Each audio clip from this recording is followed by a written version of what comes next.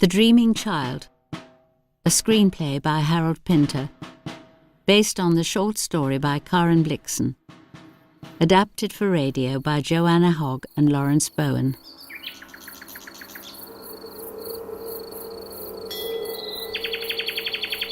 Bristol, 1861. Moonlight, a garden gate. Behind it a drive leading to a large mansion. Charlie and Emily, 18, stand at the gate. He is in dress uniform with medals. He clasps her, whispering. She pushes him away. He seizes her, kisses her. His hands hold and feel her body. She surrenders, resists, surrenders, resists. Let me come to your room. Let me stay.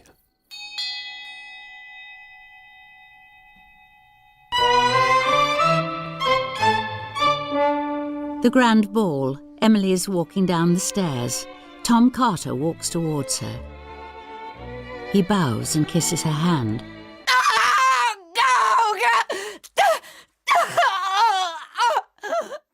In a slum house, a midwife and Mrs. Jones sitting with a woman in labour.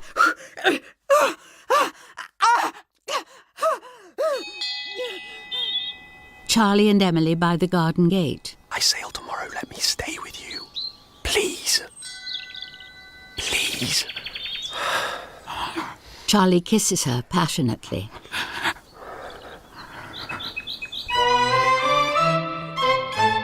Emily walking down the stairs. Tom Carter walks towards her. He bows, kisses her hand. She moves on his arm through the ballroom. Various people greet the couple. The slum house. The woman is close to giving birth.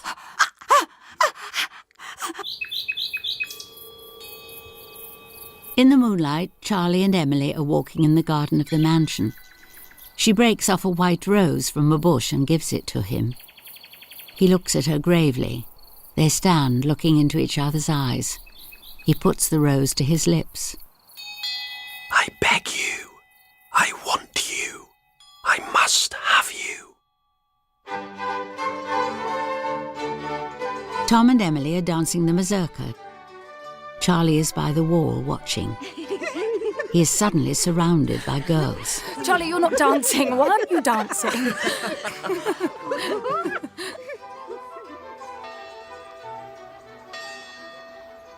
The slum house. The midwife and Mrs. Jones and the woman in labour lying still, eyes closed. The garden gate. Charlie and Emily embracing passionately. It's natural. It's not wrong. You know that in your heart. I adore you. They stand looking at each other. She touches him gently. Charlie, please. He seizes her. She turns away violently. He holds her from behind through the gate, kissing the back of her neck, pressing into her, his hands on her breasts. She struggles. He takes her hand and puts it on his groin. She gasps. He turns her to him and kisses her. She responds to his kiss. Her hand stays where he has placed it. Yes. Yes. She wrenches her hand away. He seizes her hand again and forces it towards him. For God's sake. The midwife wraps the newborn baby in a towel. In a bedroom, Emily and Peggy, both 18, are undressing after the ball. I dance with Charlie White tonight. He's a flirt. He flirts with every girl in sight. He's a Don Juan. Emily smiles into the mirror. The mother lies still. Her eyes are fluttering. She puts her hand into a purse and slowly brings out money. She puts the money into Mrs. Jones's hand. Keep him. Look after him. Keep him. Mrs. Jones stares at the money.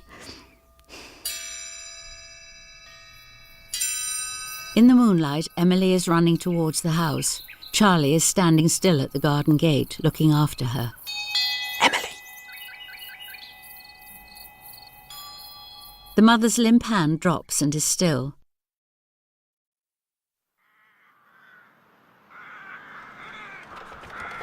Tom Carter's carriage draws up to the steps of the mansion. He jumps out of the carriage. 2 footmen and a butler come to the door. He goes up the steps. Good morning, Mr. Carter. Good morning. Nice day for the racing, Mr. Carter. It is indeed. Tom gives his hat to a footman and goes up the stairs. Emily in the morning room. Tom comes in, bends, kisses her hand. Such a lovely morning. It is, yes. I'm afraid I'm a little late. The first race is at 10. He takes her hand. She stands. Tom and Emily walk down the steps to the carriage. He turns to her. Sad news. Charlie White is dead. You remember Charlie? Died of a fever off the China coast. Tom helps Emily into the carriage. She is silent. Your Arab running today, Mr. Carter? Oh, she is running, certainly. Should be good going for her. She likes it a bit harder than this. Well, good racing, Mr. Carter. Thank you. In the moonlight, Charlie stands alone at the garden gate. Emily runs towards the house. She enters the house by a back door. She shuts it. Charlie looks up at the house. A figure in the moonlight in the high window. A curtain falls. It's 1868, 7 years later. Children are playing tig in a slum street. A 7-year-old boy, Jack, is standing alone. Jack gropes his way up the dark stairs of a slum house. A broken window. He reaches the loft where there are huge, wet, cold sheets hung up to dry, swaying in the wind. Jack carefully threads his way through them. One sheet catches him. He is trapped in it. He fights his way out.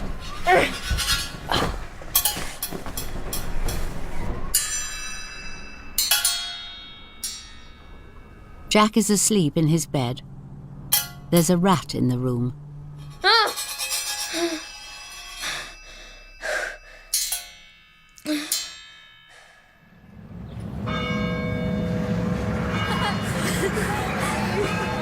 Children are playing tig again. Jack stands watching. What are you thinking then? Thinking? You're always standing about thinking. Come on. We want to know what you're thinking. I don't think I was thinking. I was just standing.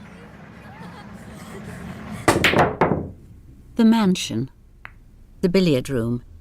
Emily is preparing to hit a ball.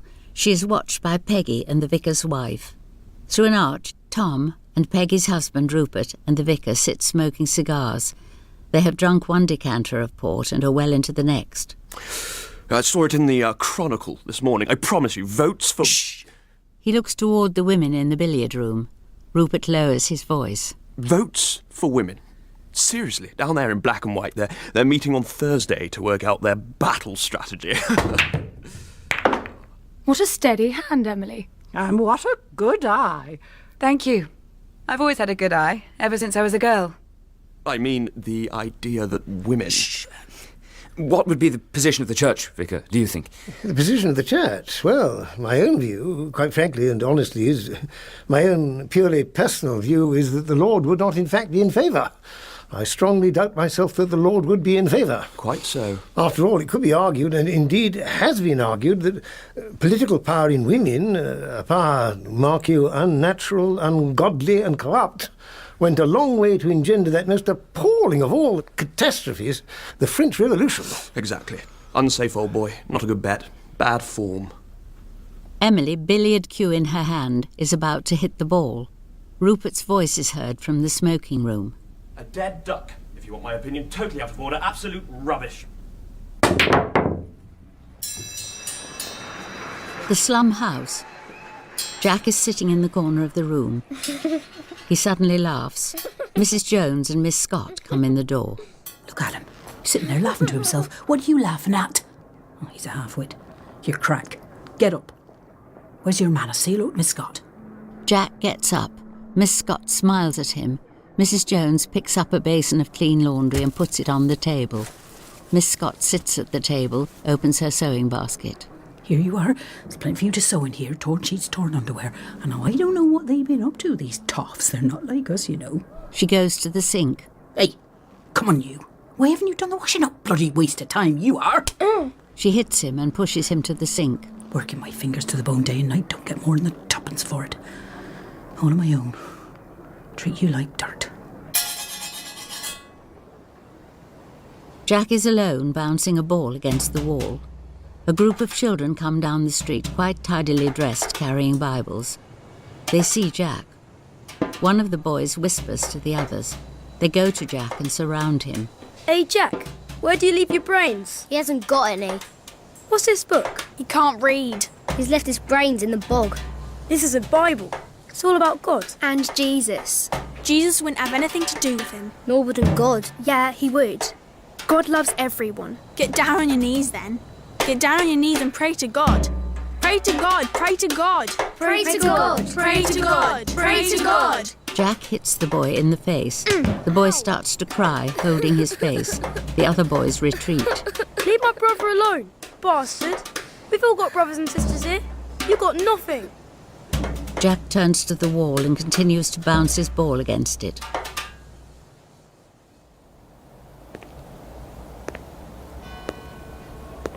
Tom Carter walks towards a small house in a dark street. He knocks at the door. It is opened by a maid. He goes in. She won't be a minute, sir. You wait in there. Tell him he can come in. Go on, but tell him how much first. You can go in, but it'll be £0.50. I think I'll come back. Why can't you afford £0.50? I'll come back another time. She's very nice, you know, very lovely and womanly. Where is he? What's he doing? Is he shy? Are you shy, darling? You won't be shy when she's finished with you. Tom walks away. Where is he? He's a shy little boy doll. The slum house. Miss Scott is at the table sewing. Mrs. Jones is at the sink. Jack sits in the shadows, dimly seen. I used to sew in all the big houses. And then they told me I was too old because my eyes were beginning to go. They told me I was too slow. But they were such beautiful houses. What is a beautiful house? A beautiful house has lots of rooms in it.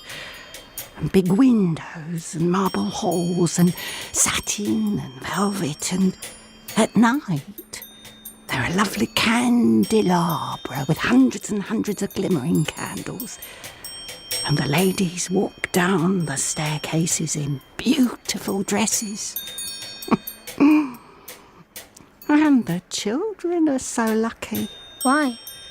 Because they have lots of dolls to play with and parrots in cages. And their mothers kiss them and call them pretty pet names. Did my mother kiss me? Emily lies in bed, still. Tom comes into the room in his nightshirt. He stands for a moment uneasily. He looks at himself in a mirror. Tom and Emily are making love. She winces, turns her head away. Emily sits on a chair in her dressing room in her nightdress. Her hands are clenched between her thighs. Tom comes in. She sits easier. He stands looking at her. Have I hurt you? No. No. I never want to do that. Never. No, I know. I know that. Miss Scott and Jack are walking along the side of a dark canal. The first moment I set eyes on you, I said to myself, that boy doesn't belong in this place. Look at his eyes. They're not like the other lad's eyes. In the street above the canal, a carriage goes by with Tom and Emily inside. The carriage stops outside a hovel. Tom helps Emily down from the carriage.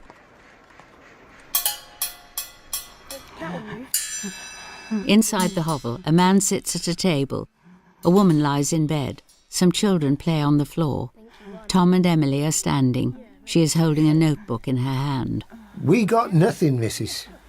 She's ill, I'm lame. 2 children dead. Nothing. I am to ask if this is a Christian family. Oh, yeah, we're all Christians here. Always have been. You attend chapel? She goes to Sunday school every Sunday, don't you? Oi, I'm talking to you. You go to Sunday school every Sunday, don't you? We're all Christians in this house. Emily makes a note in her notebook. The woman in the bed turns over. She wheezes as she turns and emits a small whimper. Here is a certificate for medicine for your wife's chest. Oh, what about a few bob, missus? I shall be discussing your case with my colleagues. Emily's eyes go to a bottle of beer on the windowsill. We got nothing. 2 children dead. Nothing. She goes to Sunday school every Sunday. Emily and Tom are travelling home inside a carriage along the cobbles of the slum street. He's a drunkard. Tom smiles and takes her hand. You are very strict. I'm rational. Emily is dressing, helped by 2 maids. One of them, Bess, is 16. The bed is unkempt, pillows and sheets rumpled and disordered. And how's your mother keeping, Beth? Poorly, ma'am. Poorly. Oh, is she still poorly? There'll be no recovery there, ma'am. Well, have faith, have faith. Yes, ma'am. And your sister? Oh, she's having a little baby, ma'am. Oh, is she? How nice. We're all so happy, ma'am. Yes, yes. That's enough. The dress is perfect. Leave it. Make the bed. At the dining table sit Tom, Emily, Uncle Edward, Sir George and Lady Downing. Tom is naive. He isn't innocent. He believes everything these people tell him. Sometimes they're telling the truth. They simply want money. They'll say anything to get money and do anything too. Anything? They are desperate. They're doomed. Doomed to eternal degradation. Not eternal, surely. Surely not eternal. Earthly degradation feels like eternity. You can be poor and dignified. And poor and drunk. And poor and filthy. Revoltingly filthy. The poor are filthy, but that's because they have no water to wash in. If we gave them water, would they know what to do with it? That's a good one. We are talking about charity, are we not? If you are responsible for charitable funds, you have to be detached, hard-headed, rigorous, while, of course, remaining sympathetic to the plight of the poor. You're my favourite niece. I find the contrast between the suppleness of your body and the rigidity of your mind piquant. Rigid?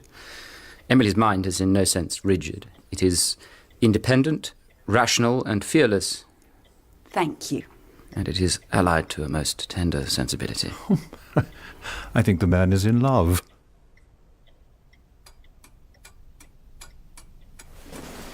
You are perfect.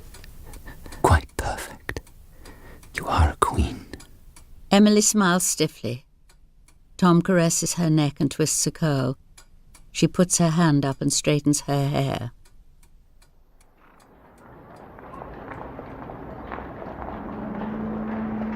The slum house. Miss Scott is sewing at the table. Suddenly, from outside, sounds of running feet, cries, shouts. The door bursts open and Jack runs in. His knee is bloody. What have they done? Oh, what have you done? Jack limps up the stairs. Jack sits on his bed, holding his leg.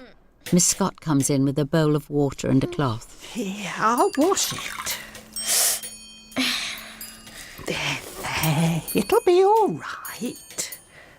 You said I'd live somewhere else once. I did. I know that it's true. Were there lots of trees where I lived? Oh, yes. Great and beautiful trees. Elm trees, poplars, oak trees, willows, stretching as far as the eye can see. And they're still there, those trees, waiting for you to come back. But if I lived there, how did I come to be here? I think that one day, a long time ago, you were suddenly lost and nobody could find you. Nobody knew where you were. It has happened to so many children, and then one day they are found. Are they?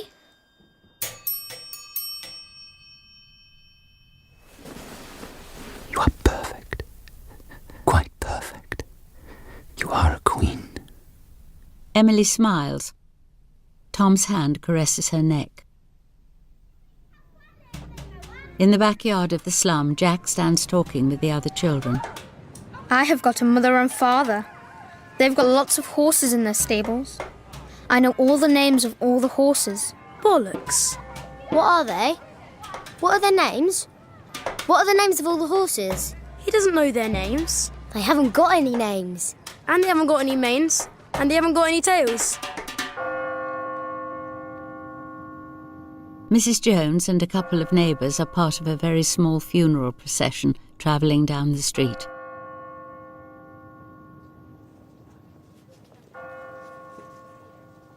Jack sits alone in his bedroom, still. Here you are. Miss Scott has left you 3 things. Isn't that nice? She's left you this little thimble, this pair of scissors and this little black chair. She's left it all to you. Wasn't that nice of her? Won't she ever come back? No, she won't come back. When people die, they're dead. And as for you, you're going to start working. You understand me, lad? You're going to start working instead of dreaming. You're going to collect the laundry from the houses, and you're going to take it back when it's done. You're going to earn your keep. You're big enough.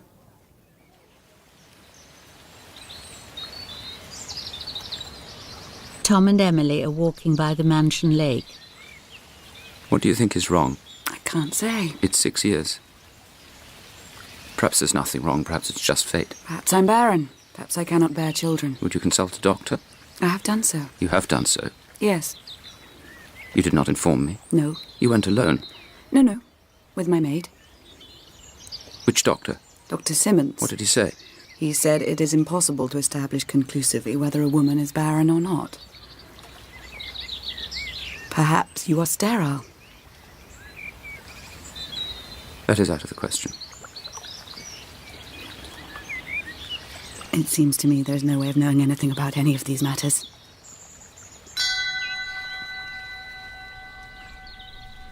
A room in a house. Tom is dressing. The whore, dressed in a corset, is brushing her hair. Ah, you're a ram, sir. A right ram. Am I? A right ram. Am I truly? Oh, you are truly. Truly. And is that what women want?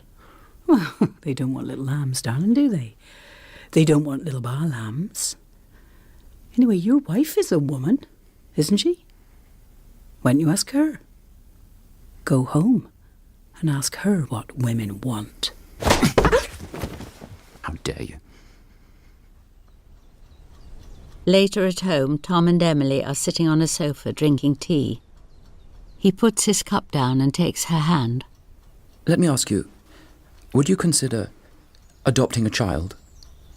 Adopting? I'm considering the future. I'm thinking of the future of the firm. It is important for the firm that I have a son.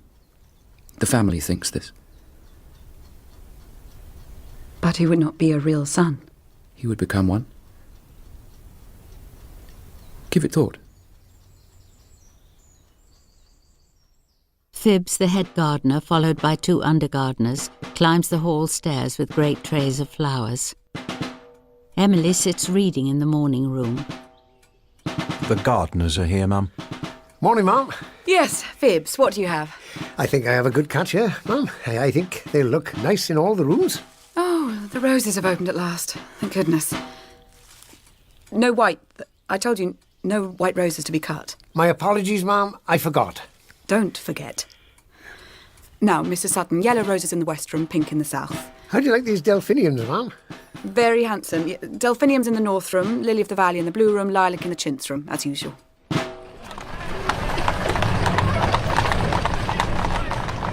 The street is very narrow and very crowded. Tom is in his carriage and the coachman is forcing his way through the crowd. Mind yourselves there, mind yourselves.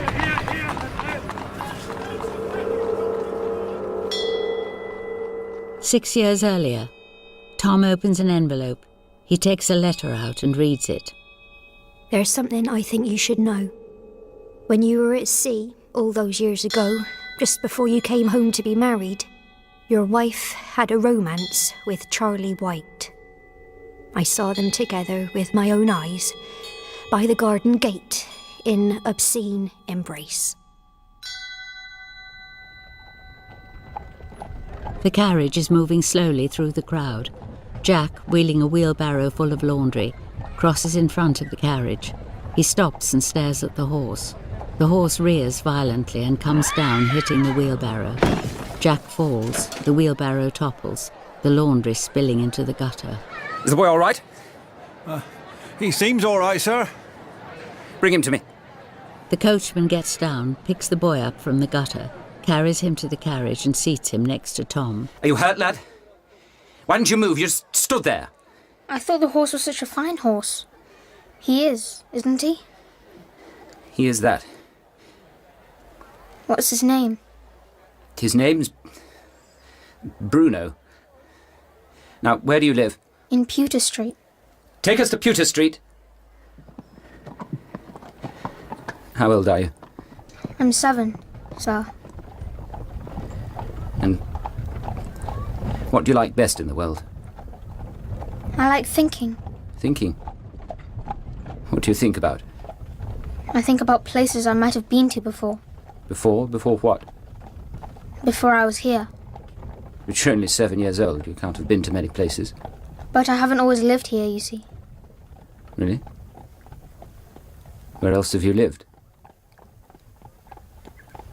Where else have you lived? I don't remember.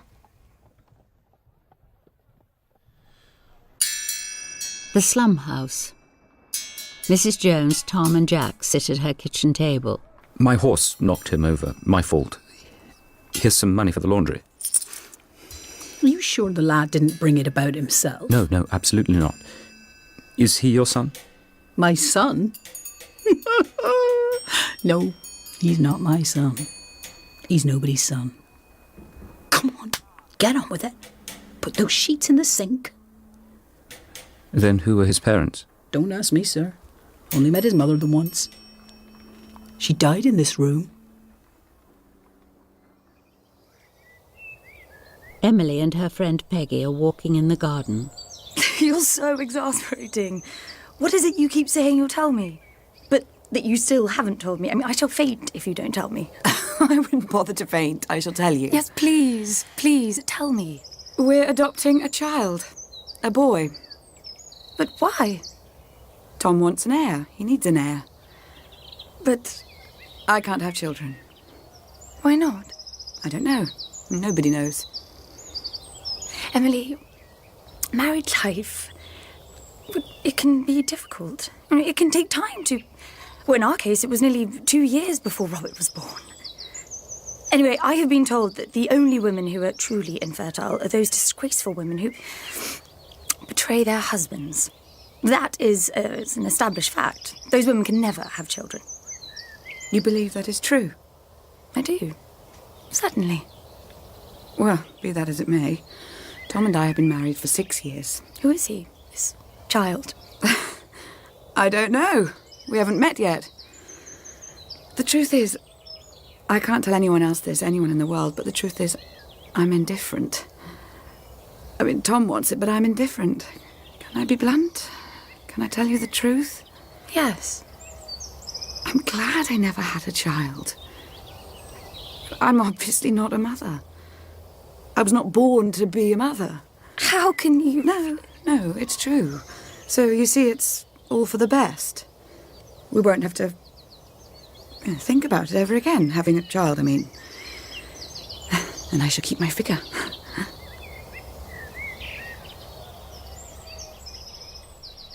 The mansion.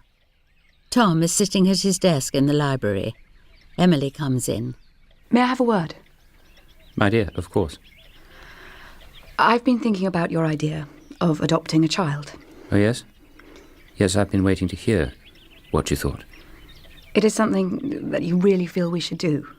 Yes, it is. Then I won't oppose it. But what do you actually feel about it yourself? I'm not enthusiastic, but I won't oppose it. I can see it makes sense. The family needs a son. The family needs a son. And if we do it, I, of course, will support you with all my heart. I'm grateful to you. I must tell you, I think I've found the boy. She looks at him.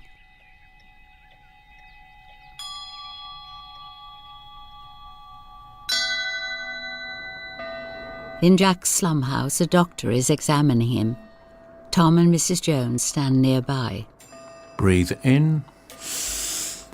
Breathe out. In. Out. Open your mouth. Say ah. Ah. All right, put your shirt on. Perfectly fit. Tom gives the doctor money. Thank you very much. Good afternoon. Now, Mrs. Jones. I'm going to have to tell you, Mr. Carter, that I've laid out a lot of money on that child over all these years. Yes, of course. I appreciate that. I hope this is acceptable. Oh, thank you very much, sir. That's very nice of you, sir. And can I say that if you ever want any washing done yourself, you know where to find me. And you can see that my laundry is the highest class. I can indeed, Mrs. Jones. Tom and Emily sitting in the lawyer's office. The lawyer looks at his notes. Mother dead? Yes. Father absent? Not seen these 7 years. Birth certificate? No. The father did initially provide money for the keep of the child? So I understand. And then disappeared. You deduce from that he had no further interest in the child? We do. Well, that seems to be a reasonable deduction. You propose a trial period of 6 months. We do. If he proves satisfactory, you will give him a name? Yes. And if he proves unsatisfactory, you will pass him on? Yes. Well, I can see no legal objection to this procedure and to your assuming the guardianship of this child. Thank you. Outside the lawyer's office, Emily and Tom walk towards their carriage. I want to go and collect the boy by myself, Tom. Do you mind? No, of course. Excellent. After all, I shall have to get to know him. If I'm to be his mother, won't I? You will indeed. Mrs. Jones is hanging the sheets. Jack is holding the tub.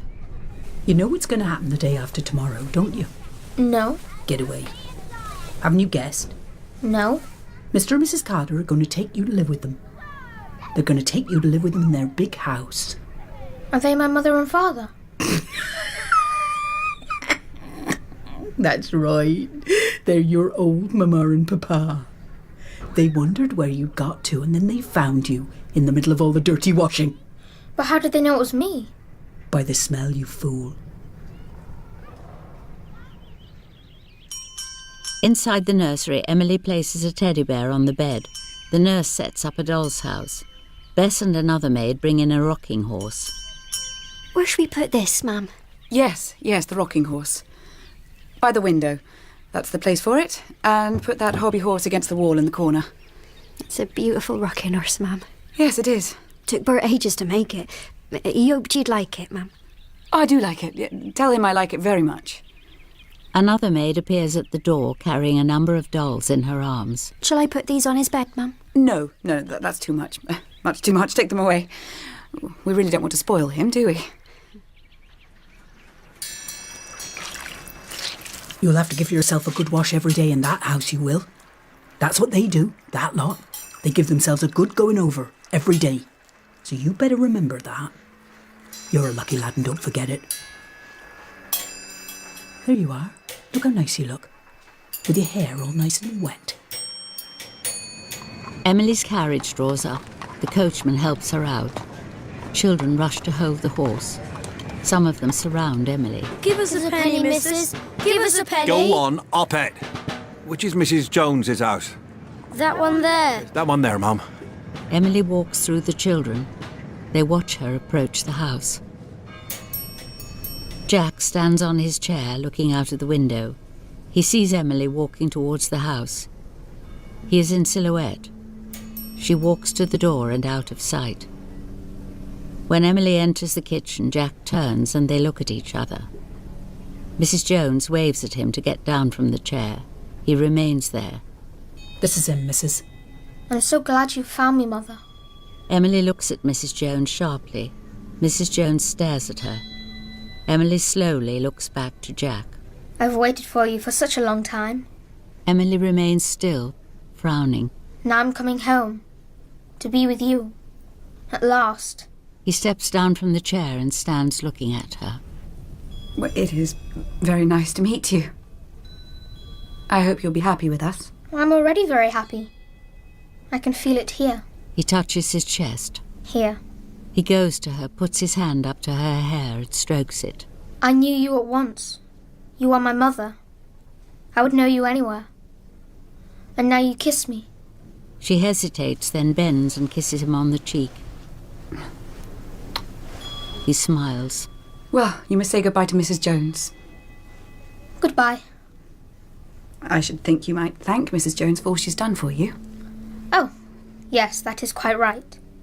Thank you, Mrs. Jones, for looking after me so well. If you hadn't looked after me, I think I'd have been dead, and I'd never have found my mother. So it's good not to be dead. You be a good boy. And don't give no one no cheek. Respect your betters. Emily and Jack come out of the house. The group of children stare at them in astonishment. Women come into the doorways to watch Emily leading Jack to the carriage, whispering to each other. He walks up to the horse leading the carriage. It's Bruno. Hello, Bruno. Jack turns to the children. Ta-ta.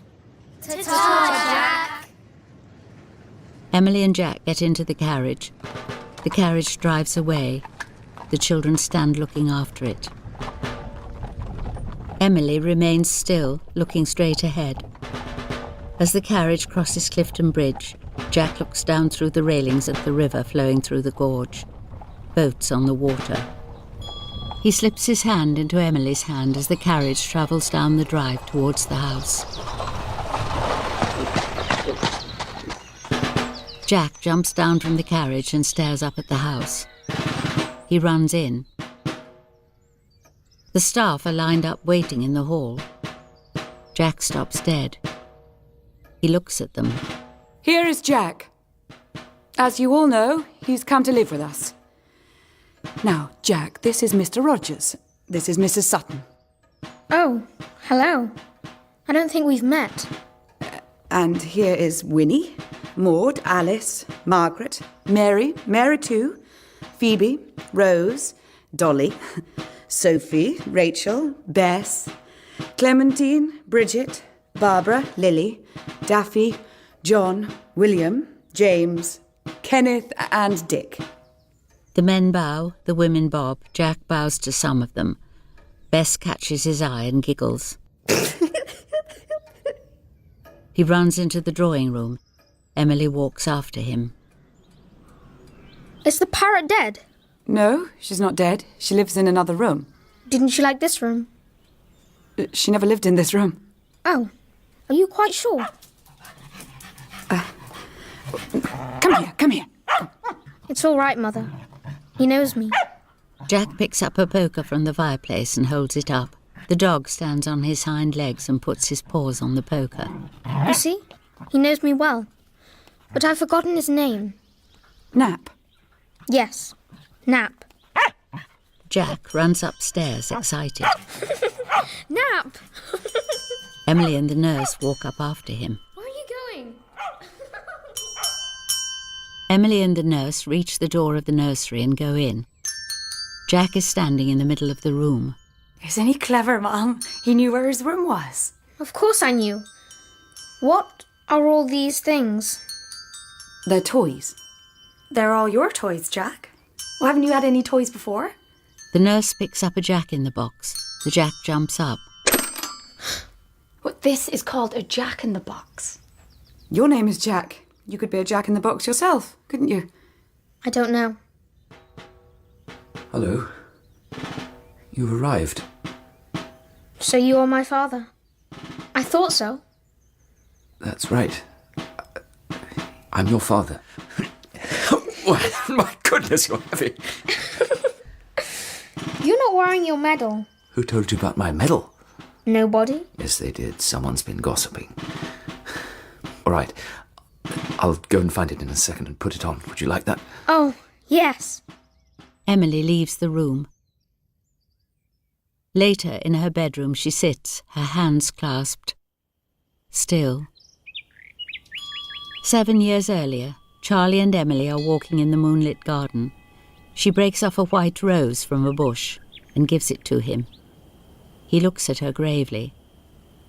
They stand looking into each other's eyes. He puts the rose to his lips.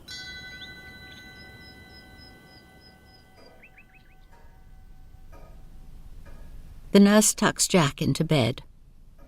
I knew it all along, you know. I knew I would come home in the end. You'll have to close your eyes and sleep. I didn't know where to find them, you see. But it was all right, because they found me. Now, if you want me, just ring this bell and I'll come. I'm just up the stairs.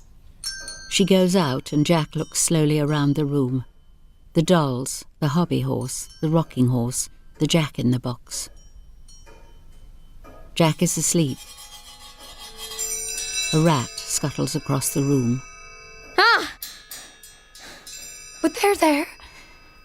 Was it a bad dream? Can the curtains be open? Well, surely. Why not? There. Is that better? Oh, yes. I like the light. Even at night. Emily lies awake in bed, her eyes open. What's he doing? Who said he could do that? He just came in and started washing up. We didn't know what to do. Hey, lad, that's not your job. You're not supposed to do that. Now, Jack, I've been talking to Cook. Washing up plates is something other people do. The maids do it. It's their work. It's not right for you to do it. I mustn't do it. That's correct. You must not do it. Lovely jam, Cook. They don't like it much upstairs. They do like it, Cook. They don't like it. That's the truth of it. She left it all over a plate this morning. That's the drawing room. Right, Bridget, up you go. Well, I think it's the best jam I've ever tasted. Bridget comes into the drawing room and looks about. There is no one in sight. She leaves the room. Jack crouches behind an armchair, grinning. He stands and watches Bridget walk across the hall. She goes through the green baize door. The green baize door swings shut. He stares at the door. There was no one there. What do you mean there was no one there? It must have been a ghost. We've got tons of ghosts in this house. Dining room. Come on, Bess. Give my love to the ghost. Jack is crouched behind a chair. Bess comes into the room. She looks about. The bell pull is swinging gently. She suddenly sees Jack's foot poking out from behind a chair. She goes round the table and stands looking down at him. He looks up and giggles. You're a naughty lad. But I won't tell anyone it was you. We'll just keep it a secret between ourselves.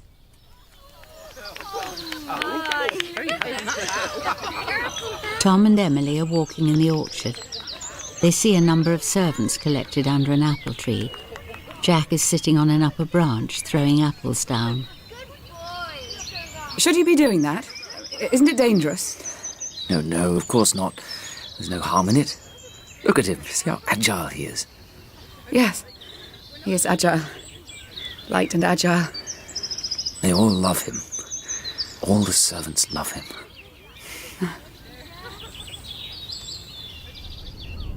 Mr. Rudd, Emily's father, is sitting with Emily and Tom in the family shipping office.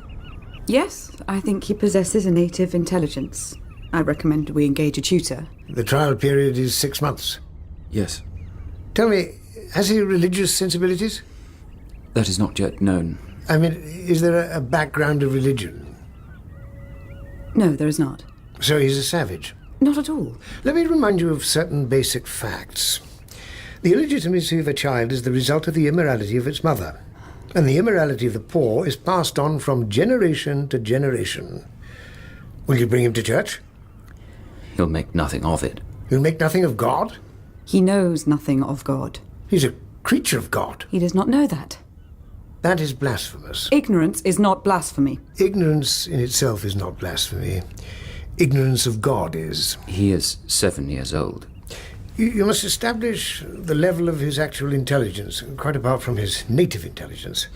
And native intelligence is in itself useless without merit. You're looking at a future for him where he will be asked to exercise the most serious responsibilities. Will he be able to undertake such responsibilities? Will he have the courage, the will, the determination, the faith? Or will he be temperamentally and intellectually incapable? I suggest you embark on a proper and exhaustive investigation.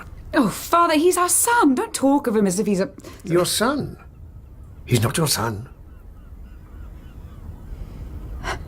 No, he's not our son. But neither is he a thing. Let us engage a tutor. In the mansion hall, Jack is standing on top of a ladder cleaning candles in a chandelier. The housekeeper, the butler, Bess and other maids are watching him. A footman holds the ladder. We could have done with you here years ago, son. He's going to make our lives a lot easier, this lad. I've never had no head for ladders myself. Apple trees, chandeliers, he can do the lot. Come on then, Jack. Down you come. Jack looks down. He starts to climb down and jumps the last few steps onto the floor. Bess cuddles him. Would you like a plum? Look what I've got. Lovely plum, just for you. I like plums. She doesn't give everybody her plums, you know. I've always been after her plums myself. No luck so far. Oh, they're back. The servants go gravely about their business, taking the ladder with them. Jack eats his plum. A large hoarding reads Carter and Rudd, shippers. Mr. Carter, Tom's father, is talking to his foreman by the dock as Tom, Emily and Jack approach. Aha! You brought the little lad along, have you? Emily, how pretty you look. You have a bloom on your cheeks. And how's the little lad? Now, tell me, little lad. Do you like big boats? Yes, I do. You see that one? The biggest one? Do you know where it's going?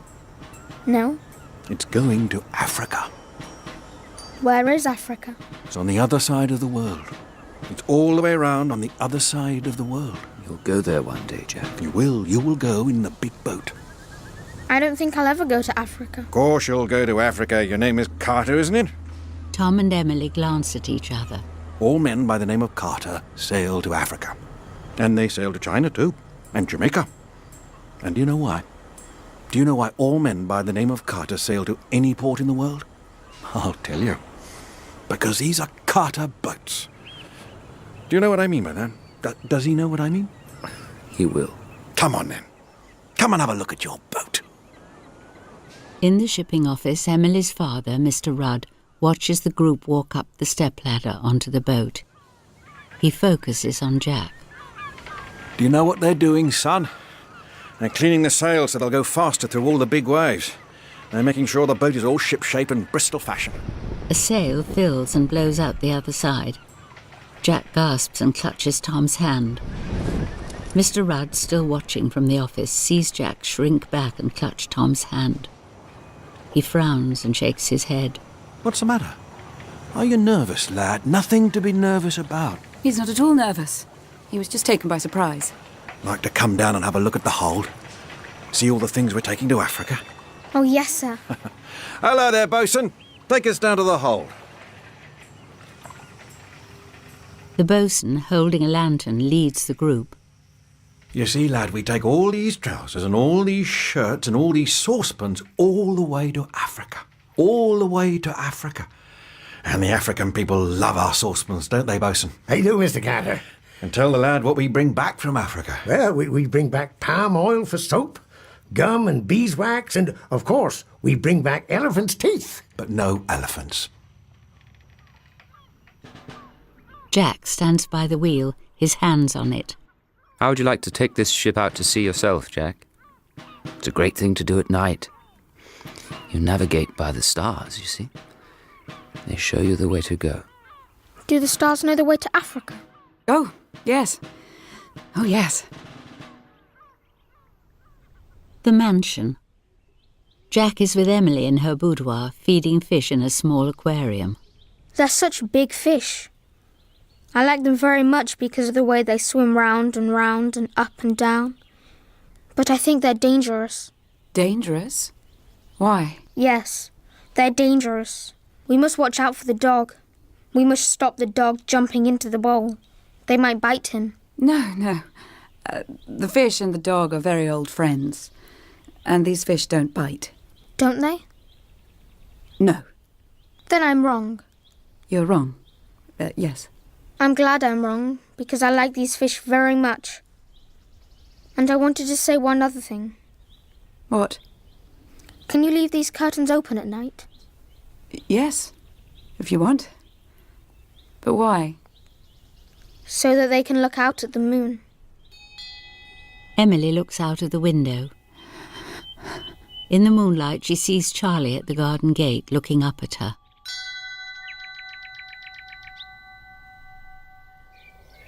Come on! Nap! Come on, Nap! Jack jumps on the garden gate and begins to swing backwards and forwards on it. Emily, walking across the lawn, suddenly stops when she sees him. Get down from there. Stop it.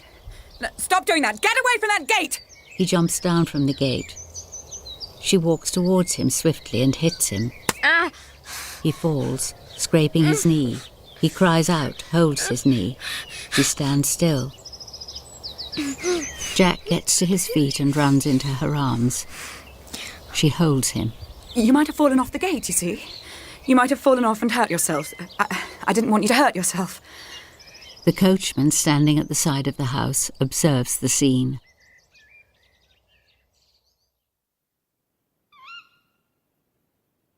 Jack wakes out of a dream, sweating. He gets out of bed. In the moonlight, Jack, in his nightclothes, walks towards the green baize door that leads to the servants' quarters. He slowly pushes it open and looks inside. He lets the door close behind him and begins slowly to ascend the stairs. The stairs are dark. He falters, shivers, goes on. At the top, on a narrow landing, Bess is standing with a candle looking at him. What are you doing up here? Oh, I came to find you. You shouldn't come up here, really. It's not allowed. What's up here, then? This is where the servants live. This is where we sleep. Do you want to have a quick look at where I sleep? Yes. Take my hand, then, and keep quiet. This is my room. Do you like it? Look, it's got a nice window. I was sharing it with 2 other girls, but they both took ill and went to the infirmary, so got it all to myself now. And this is my bed. Look, do you like my doll? My mum made it all by herself. She gave it to me. She's dead now. She died only the other day, my mum. She kisses the doll. I love my doll. Shh. She puts her arm round Jack. They both crouch down. Outside in the corridor, the housekeeper, holding a candle, stares at Bess's bedroom door, which is ajar.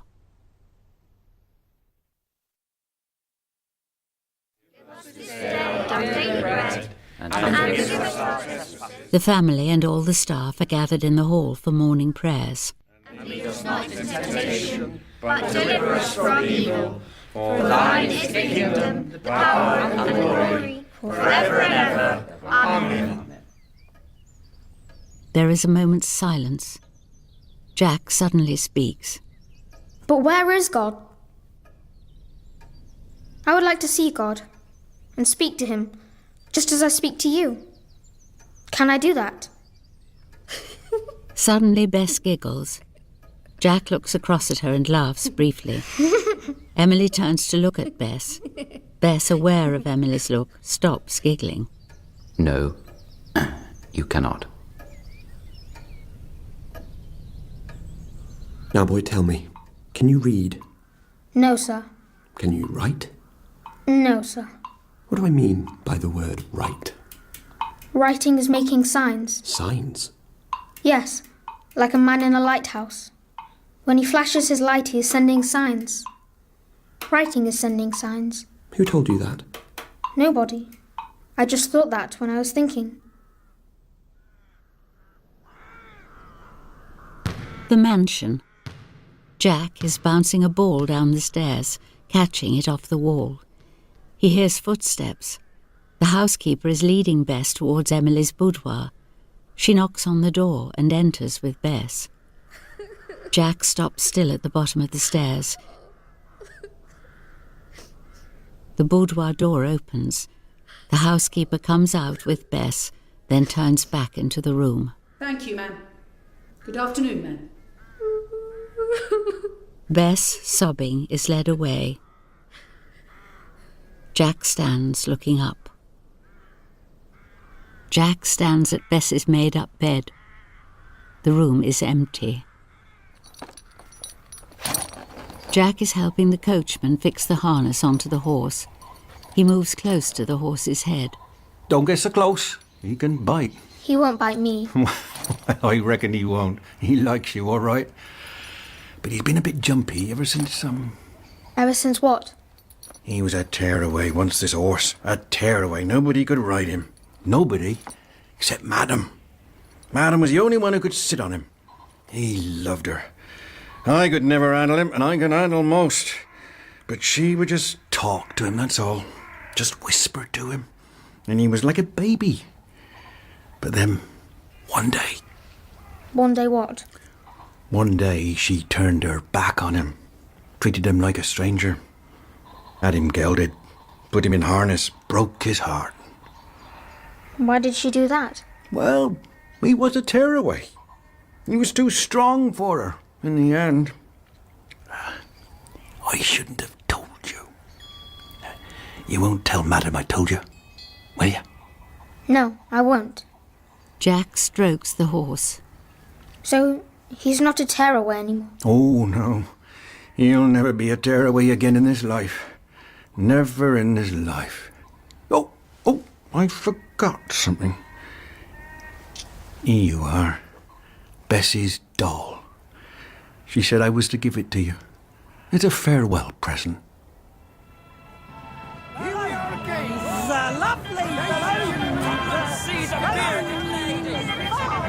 Emily and Jack are standing at a coconut shy. He throws his ball at a coconut and hits it. Good shot, sir. Bullseye. That was a very good shot. What a good eye. You try. Mother, please. No, I can't do it. I don't know how to do it. Just throw it. Shall I? Shall I? What, like this? Oh. Good shot. Excellent, madam. Bullseye. Now, you're both entitled to prizes. One for the lady and one for her little boy. Well, aren't we lucky? I would like that little pepper pot. Jack, what would you like? I'd like that. What, this? Yes, please. It's a salt cellar. Yes, please. Here you are, then. It'll be nice company for your pepper pot, Mama. Did you lose me in a crowd when I was small? In a crowded affair like this? Did I lose you? You must have lost me because you found me. So I must have been lost. Yes. Well, then that is what must have happened. I must have lost you in a crowded affair. And then I found you. In the Clifton Observatory, Tom is operating the camera obscura. The fairground is projected onto its drum. The image of Emily and Jack becomes smaller as they walk out of the fairground. Peggy and Emily are sitting on a bench in Peggy's garden. In the background, two small children play with a nurse. He seems to be a good-natured child. Oh, yes, he is. Everyone loves him. Don't they? They seem to. And you? I cannot love him. Oh. It's not in my heart. Perhaps I have no love in my heart. That cannot be true. Well, it could be true. I think I have a desert where my heart should be. An empty space. That is not possible. How do you know? I know. I know you have a real heart. Everything is real. A warm heart is real. A cold heart is also real. You do not love the child because you did not bear him? Or do you love your own children simply because you bore them? Or because of their natures? Or because of your nature? They look at each other. Emily turns away and gazes across the garden. I adore you. What is it? Nothing. Nothing. Tell me. No, it's nothing. Are you saying you have never loved? Wipe your tears away, my dear. They look into each other's eyes. Emily smiles slightly. Wipe your tears away. In the schoolroom, Jack's tutor is standing by the globe of the world, in front of Jack. Tom is seated by the window. Where is India? Where is India? Round the corner. Round what corner? Round the corner of that globe. Are you being impertinent? India is just round the corner of that globe. There are no corners on a globe, you idiot. No, that is correct. What did you say? That is correct. Are you telling me that what I tell you is correct? Yes, sir. What you said was correct. A globe does not have corners. A globe's round. I see that. There are no round corners. A corner stops and then turns sharply to the right or to the left. You see, sometimes I say things that I don't understand. I hear myself say something that I don't understand. But I am only 7. Is India next to China? Is India next to China? No, sir. It's just round the corner from China.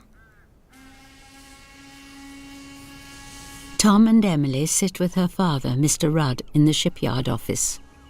So you are in favour? He's a good lad, a strong lad. He has a mind. He's still a child, of course, but he has a mind, would you not say? Oh, certainly, certainly. So you both feel confident that you would like to put your seal on this? Yes, sir.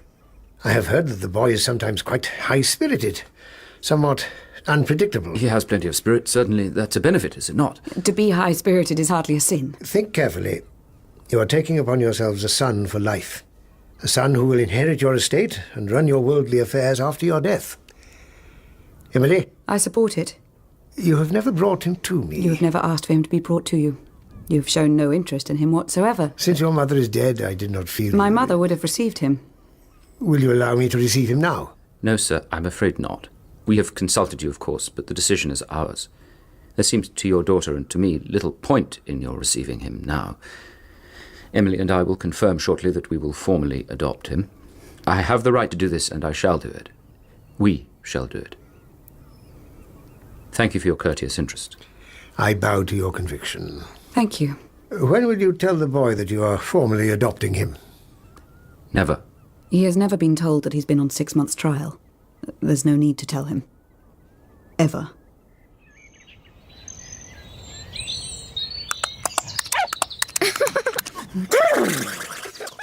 Tom is running with Jack on his shoulders, followed by the dog. Tom is neighing like a horse. He stops. Jack jumps off and runs back to Emily. He's very tired, I think. I'm quite heavy on his shoulders. Do you think I should let him run with me again? Oh, yes. Let him run with you just one more time.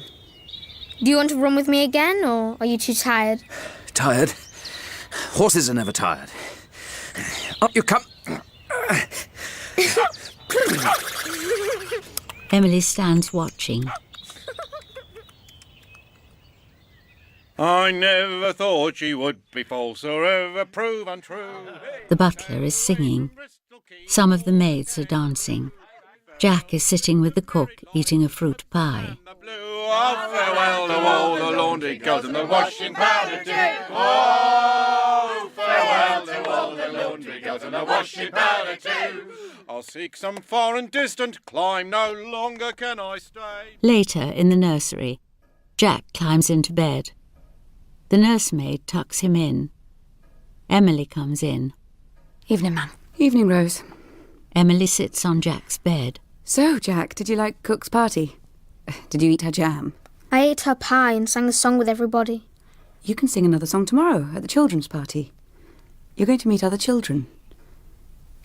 Are you looking forward to that? I don't know yet. I've never been to a children's party. What will I have to do? She takes his hand and looks into his eyes. You'll just have a nice time. No, please. Yes, of course. You want to see the moon? She leaves the curtains and goes out. Moonlight floods the room. In the nursery the next morning, the nurse is dressing Jack. There. Don't you look handsome? Oh, I bet you'll be the handsomest boy there, won't you? I bet you're excited. Are you excited? I bet you're looking forward to the party. Oh, you'll have a lovely time. Jack stands looking at himself in the glass.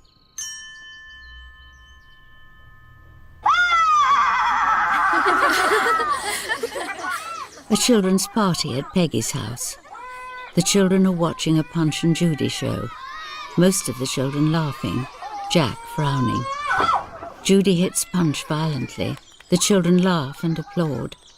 Jack stands and moves away. A girl joins him. Who did you like best, Punch or Judy? I didn't like Punch or Judy. Oh. Your name's Jack, isn't it? How did you know that? I just knew. Where were you born? I was born here. Where? In Bristol. But who was your mother? My mother is here. Where? In this room. She's standing over there, in her pink dress. Don't be silly. I'm not silly. Well, you are silly. What you said was silly. Why? That lady's not your mother. Yes, she is. No, she's not. She found you in a slum, my mother told me. You're just being tried out, to see if you can be a son. But you're not a real son, and that lady's not your real mother.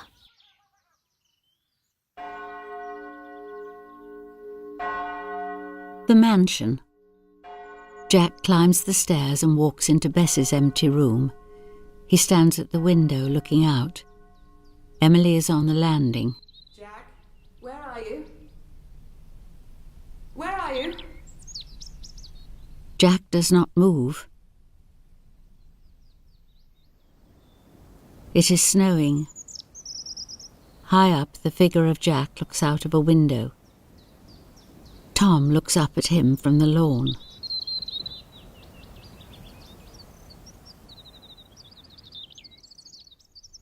Emily is with the doctor. Yes. A little fever. Nothing to worry about. Keep him in bed. No excitement. You must be quiet. Do you know? In my house, the stairs were so dark and so full of holes that you had to grope your way up on your hands and knees, or you would fall through the holes and land on your head. And there was a window, broken by the wind, and on the landing there was a great mountain of snow, taller than me. But you're in this house now. There are no broken windows in this house. Oh, yes. This is a beautiful house. But I have another house. A dark house. A house full of dirt and rats. You must be quiet. In the street where my dark house was, there was an old lodging house. The people who had got plenty of money slept in beds, but the others had to stand up to sleep, with a rope under their arms. One night the house caught fire and burnt down. The people who were in bed were all burnt to death because they couldn't get their trousers on quick enough. But those who were standing up to sleep were the lucky ones, because they could get out quick. Shh. And in my house, the sheets on the line tried to suffocate you and smother you. They were half wet and alive. They were animal sheets. They wanted to eat you up. They wanted to suck out your life from you. Shh. You are never going back to that house. Never? Never. Never.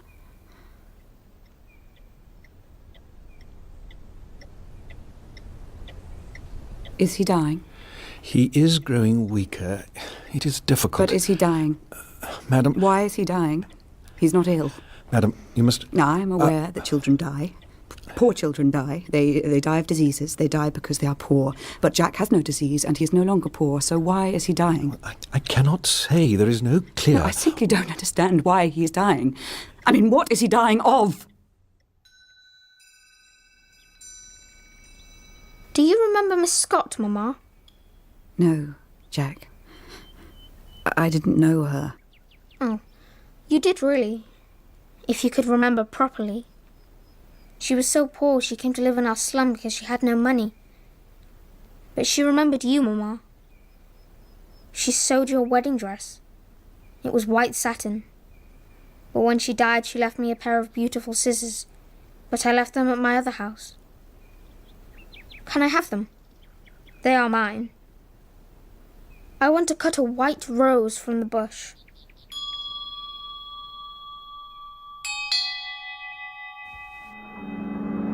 In the slum house, Emily is talking to Mrs. Jones. No, I don't recall no scissors. And I don't remember no Miss Scott. Never heard of her. Nobody left him no scissors. It's all in the boy's dreams, missus. He was always a dreamer. Used to sit in that corner and dream to himself. He just dreamed up those scissors. Emily's carriage draws up at an arcade. She walks through it to a haberdashery store, approaches a saleslady, and looks at a pair of scissors. Yes, thank you. These will do. What do they cost? 9pence, ma'am. Here you are. Emily becomes aware of something taking place at the other end of the store. She walks across the store to an open door. Remember, women who owned property possessed a vote until 1832, and that right was taken away from us. We are, all of us, regarded as good only for domestic duties. A number of women are standing in the doorway looking into the room. The room is crowded, all women. At one point, Emily recognises Bess, the young maid. Bess looks at her briefly and then away. Without intelligence, as frivolous, as morally suspect. We must no longer submit to these definitions of our sex. We demand the vote for all women. We demand recognition of our dignity, our intelligence, our honesty. We will no longer live in submission. Emily is transfixed by what the suffragette is saying. Mr. Rudd walks up the steps of the mansion. A maid opens the door. She curtsies. Emily comes across the hall. Father. In the drawing room there is a doctor with Tom, Emily, Mr. Carter and Mr. Rudd. I don't know that he is dying, but if he is, we don't know why. All I can say is, it's not a thing I would ordinarily say. It's his flame. I speak as a man and not as a doctor. It's his flame which is going out. It's as if the 8 years of his life have been enough for him.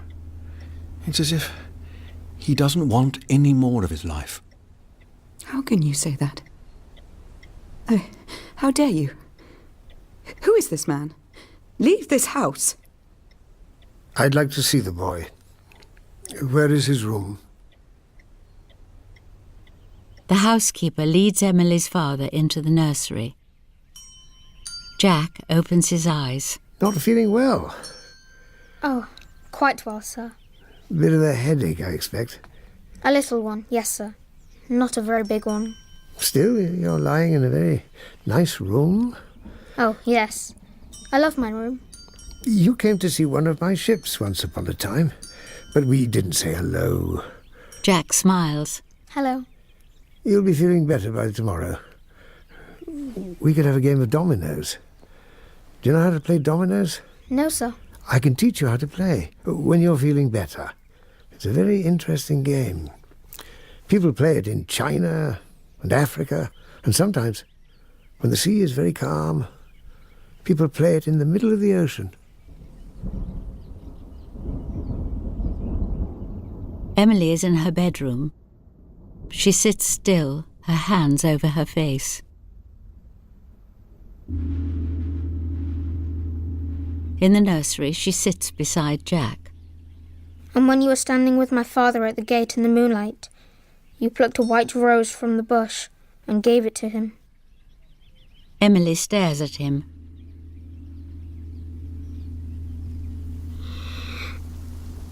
Later that night, Jack's fever is high. He is delirious. Emily, Tom, Mr. Rudd, Mr. Carter, and the nurse are at his bedside. Do you know? I sometimes wonder where I am. I sometimes wonder who I was. Shh, shh, shh, shh. Who was I?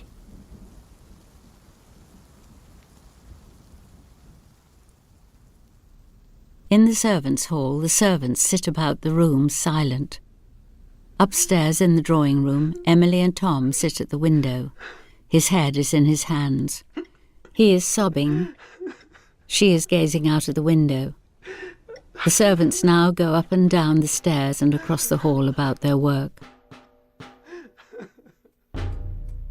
Emily sits with the housekeeper and butler in the morning room. Mr. Rudd in the west room, Mr. Carter in the north room, the Mrs. Ames is in the damask room, Miss Gibbs in the chintz room, Mrs. Thistlethwaite in the south room, Lily's in all rooms. Mr. Rudd in the west room, Lily's in all rooms.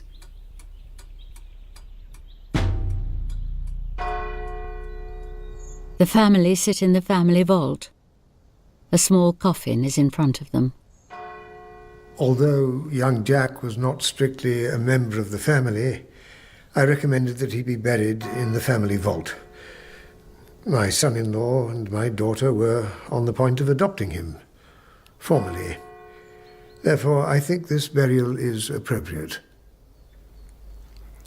Thank you, sir.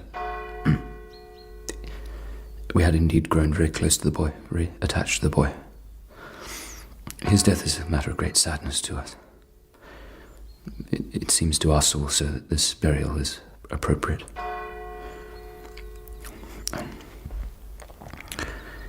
Man that is born of a woman hath but a short time to live, and is full of misery.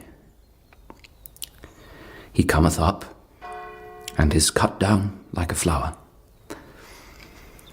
In the midst of life, we are in death.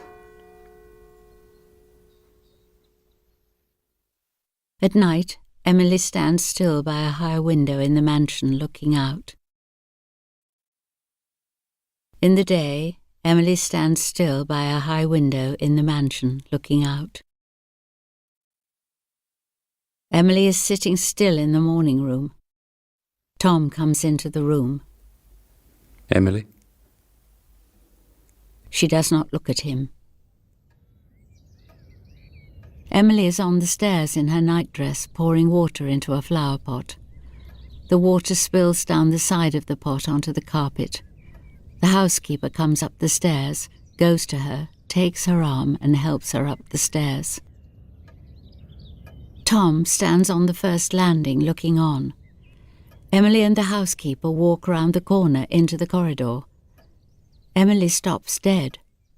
She sees Charlie standing still at the end of the corridor. He does not move.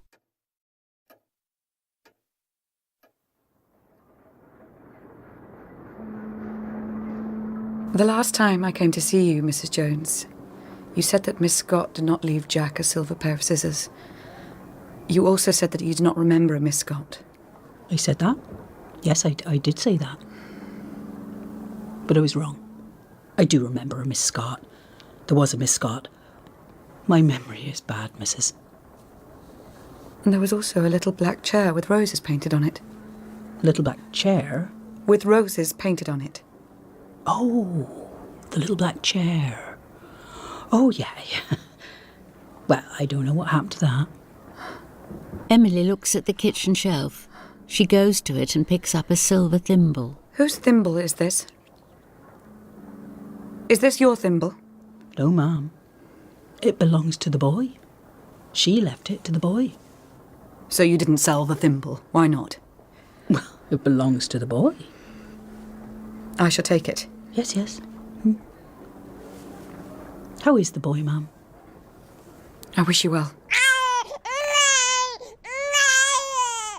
The slum house, 7 years earlier. The mother is lying on the table, the baby beside her.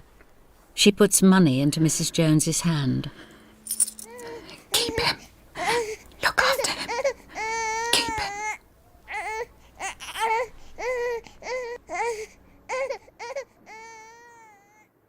Emily is lying in her bed, her eyes open, the thimble on a little table beside her. Tom sits with Peggy in her house. Is it grief? Is she grief-stricken? It was sad, yes, the death of the boy, very sad, but surely, rationally, not a matter for such grief. How can one feel such grief for someone who, 5.5 months ago, was a total stranger? How can one feel such grief about the death of a total stranger? Do you understand what I'm saying? He was not a blood relation. He was a child of rare spirit. But not a blood relation. I do not understand what is happening to my wife. I can make no sense of it. Emily, I'm concerned for you. Why do you say so little? What are you thinking?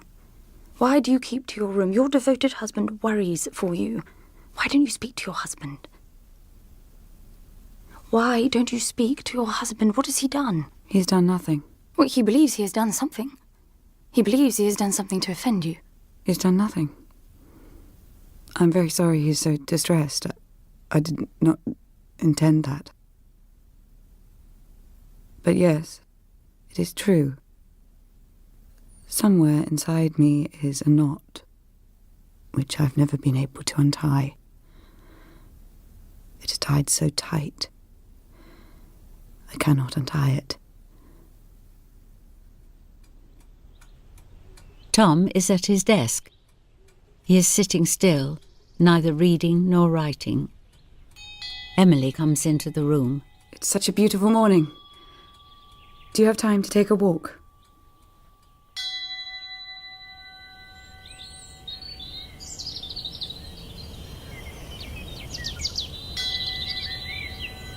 Tom and Emily are walking through the wood. The wood is black in the shade, brilliant green in the sun. They walk through shade into sun, into shade.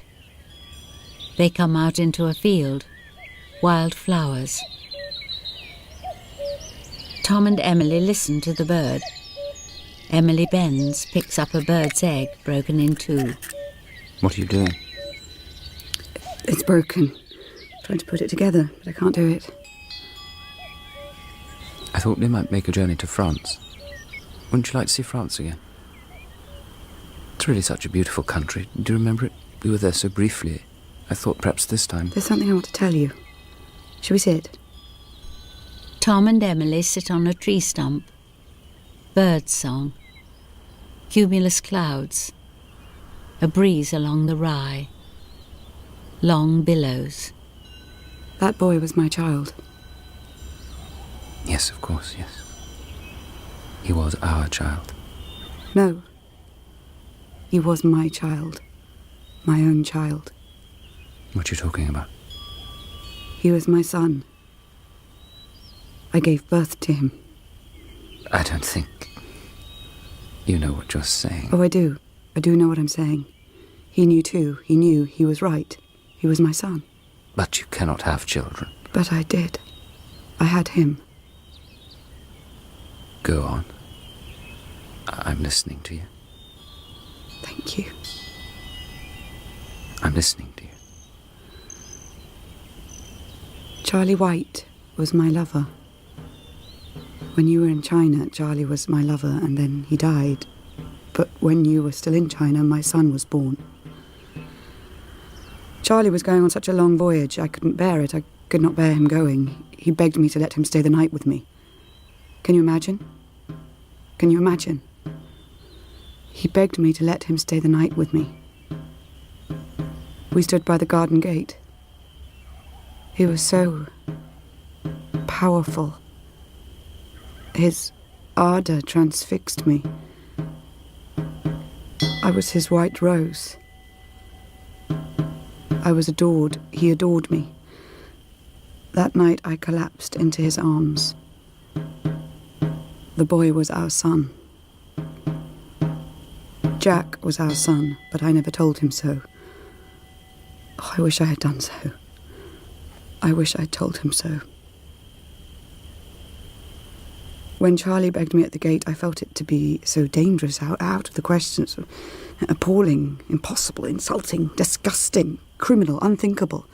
But why? Why did I think that? Why do you make us, encourage us to think in that way? Well, you must know that he begged me out of his love for me. He spoke out of his love, out of his great heart, out of his passion. He wanted to give me all the life of his soul and his blood. He offered it to me, and I took it. I received it. I opened my life to his life. I gave myself to him. But then later I was frightened. When the baby was born, I gave him away, and I didn't see him again until I found him. And if I were back at that moment again, if I were standing with Charlie at that gate in that moonlight again, I would do as I did then. I would walk back with him through the garden as I did then, and I would let him stay the night with me and let him love me before, in the morning, he was to go so far away for so long. So far away. Forever. Because there is a grace in the world, you see. And I have found it. Do you understand? Yes. I understand. A breeze along the Rye. Long billows.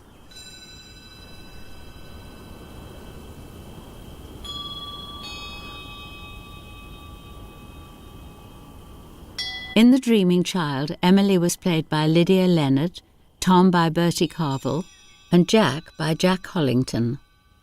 Mrs. Jones was played by Joanna Scanlon, Miss Scott by Susan Wooldridge, Mr. Carter by Malcolm Sinclair, and Mr. Rudd by Carl Johnson. Charlie was played by Joshua Silver, Bess by Bryony Hanna, Peggy by Rose Leslie, and the children by Flynn Allen, Esme Allen Quamby, Joey Price and Isabella Blake Thomas. It was narrated by Anne Reid. All other parts were played by members of the company. The Dreaming Child was directed by Joanna Hogg and produced by Lawrence Bowen. It was a feel-good fiction production for BBC Radio 4.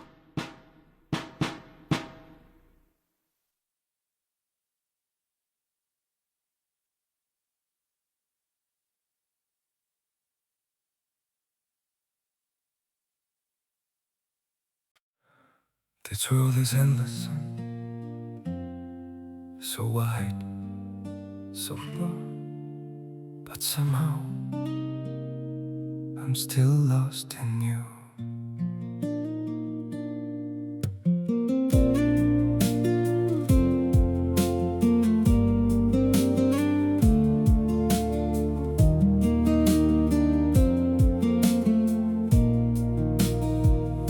The streets are full of moving shadows, countless places I could go.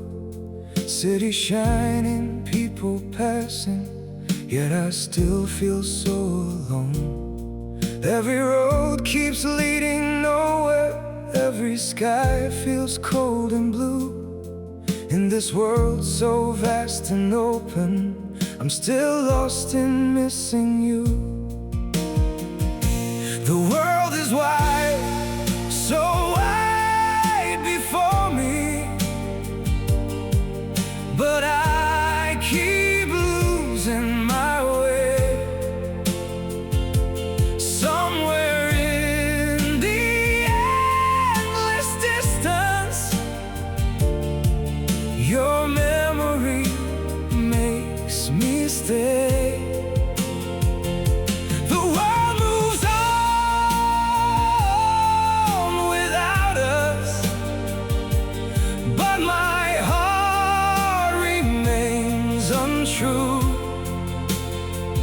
For no matter where these feet may wander, I'm still lost in missing you. I have tried to outrun silence, tried to leave your ghost behind, but your name still echoes softly through the corners of my mind. The world is wide, so wide before me, but I keep losing my way. Somewhere in